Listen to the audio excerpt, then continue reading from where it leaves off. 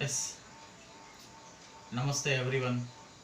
This is the second day of online classes for class 7. So let us recapitulate what we have studied yesterday, and based on that we can continue our discussion of today's classes.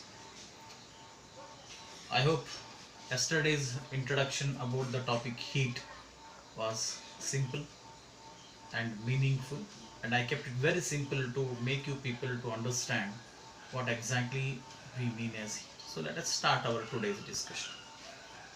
So yesterday we have seen heat.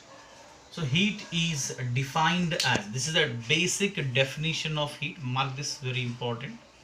It is defined as the form of energy. We have yesterday only discussed about this, and why it is called as energy, that also I told you in yesterday's class. So I repeat once again, if you are asked to define heat or define heat energy, you have to write it is defined as, it is means heat is defined as the form of energy, that's it.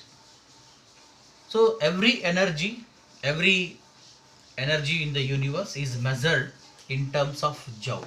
So whatever the maybe the type of energy, it may be heat energy, it may be solar energy, it may be sound energy or electrical energy, whatever be the type of energy, all such types of energies are measured in only one unit, that is joule. So it is called a Systeme Internationale. See here, SI, Systeme Internationale. That means in short it is called as SI unit of heat energy is joule.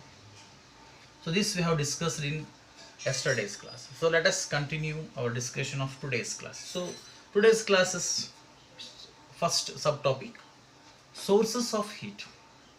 So in our day-to-day life we find many sources which give rise to the heat. So those sources are, I have listed here. You have sun, the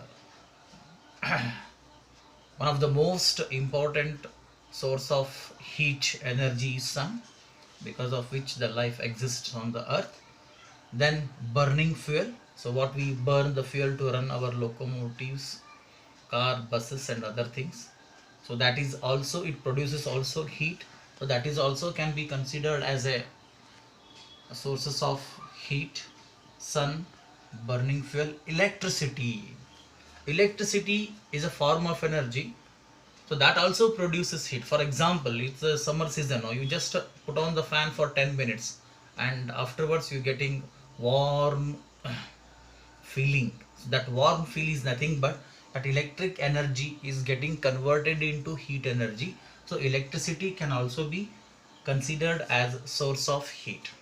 Then gas, we know we've cooked the food, so that produces heat, so that is also source of an wood. We know it, wood also is a source of heat, which when you burn the wood it produces heat. Rubbing the palms, so rubbing the palms, it produces heat, we know this is. And early man, when this concept was not known, he used to take the two stones and get fire and get the production of heat, then he used to cook the food. So that is also known to you. So these are the few examples I have written. These are the not only, many are there, but few examples I have written about the sources of heat. So coming to this, how does the heat flow? As I told, it is a form of energy, it will not stand at one place, it has to move, it has to transfer itself. So how it moves? Flow of heat, and under the heading flow of heat. So when heat energy from our body flows out rapidly, we feel cold. So there are many substances which we find in our day-to-day life. Some are very hot, some are cold. It is the difference of the temperature existing in those particular substances that make the substance to be classified as hot or to be classified as cold. Okay. So see, when heat energy from our body flows out rapidly, we feel cold. For example, ice cubes kept in our hand. When we keep the ice cubes in our hand, that particular area we start getting cold. Compared to that area, if I kept ice cubes in my hand, so that particular area, the temperature is very very less, because the heat is flowing out of our body rapidly. That's why that place and appears cold when we keep the ice cubes. Or sometimes when we eat ice cream also, the same feeling happens. So why I have written this one means, so when we touch some objects we feel hot, when we touch some objects we feel cold. Why that happens? It is written here. When heat energy from our body flows out rapidly, we feel cold. That is the reason when we touch the objects we feel hot and cold. For example, I am repeating this: ice cubes kept in hand. So that particular area, it starts getting we start getting feel it as cold. Energy, that means heat energy is flowing from our body to outside rapidly. So that's why we feel that. So coming to this, so we continue.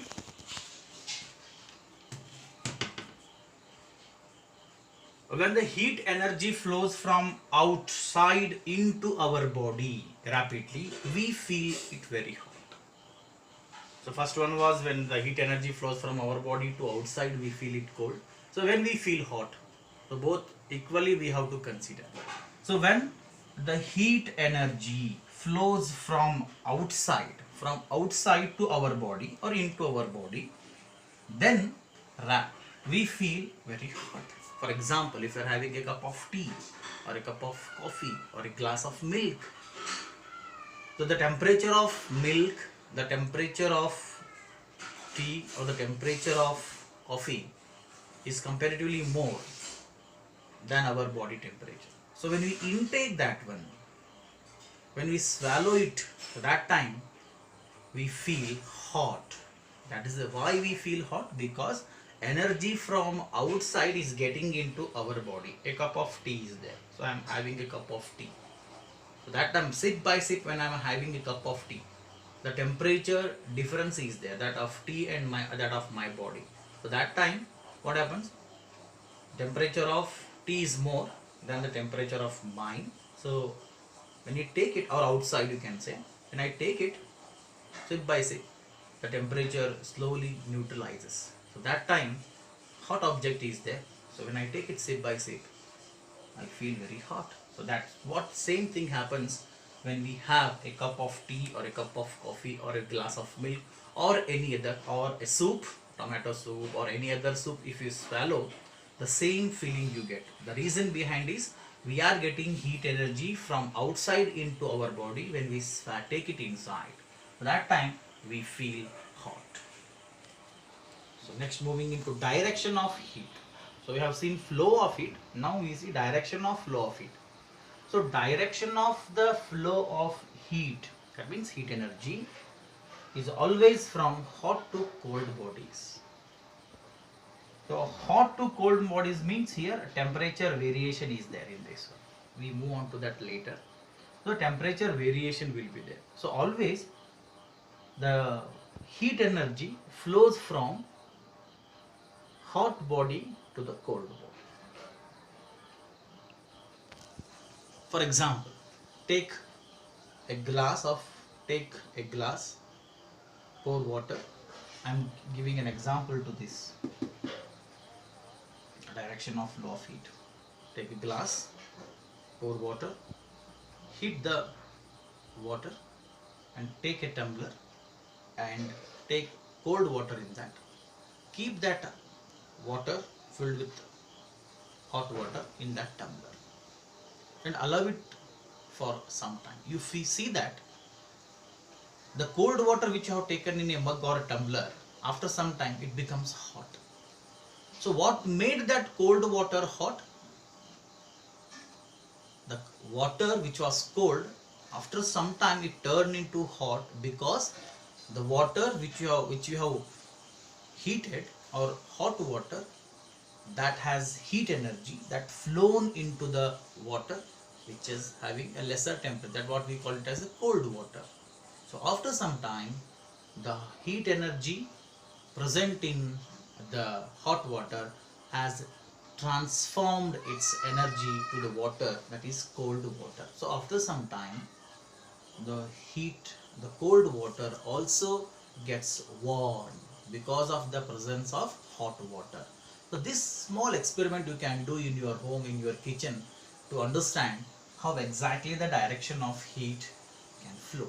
So when you do this, you will understand more better than my explanation. I hope you understood this small experiment. So when I take this one happens, so I find two bodies, one hot water, the other one cold water. So when I touch few things, so I touch, they are very hot. When I touch few things, they are very cold. Why this happens in our day-to-day life? This happens because of the variation in the temperature. So what is this temperature is all about? Temperature is nothing but the degree of hotness or coldness of a body is known as temperature. The degree of hotness, how much hot it is. For example, you have taken a tawa and you are preparing dosa or something else. So your mother keeps it, first its temperature is neutral, then keeps it on the gas, allow it for some time, then puts the oil, whether it's hot or not. That's the indication. They don't touch directly. So they know, your mother knows more science than you people, because she works with kitchen. Kitchen is the best place to do all our physics experiments. That time she puts 1 or 2 drops of oil, that indicates that oil immediately gets vaporized. That is the indication that it is ready for cooking. Then she puts dosa or any other material she wants to prepare. So that time the temperature variation will be there. That means it tells you how much the body is hot. At the same time, it tells you how much the body is cold. We need some figures, numerical values. To indicate that numerical value, we must surrender ourselves to the temperature. We must know the temperature. The basic definition I am giving here, the basic definition of temperature is the degree of hotness or coldness of a body is known as temperature. When you heat any object, heat energy increases in that one, its temperature increases. When you want to cool any object, that time you keep temperature lower, so its temperature decreases. That means to say, the temperature, if you want to increase, you have to heat the body. The temperature of a body, you want to make it cool, you have to decrease the temperature. So this is a simple definition. I repeat it. The degree of hotness or coldness of a body is known as temperature. So these are the few things what we have studied in the class. Tomorrow, with some other interesting concepts, we continue our lesson. Thank you.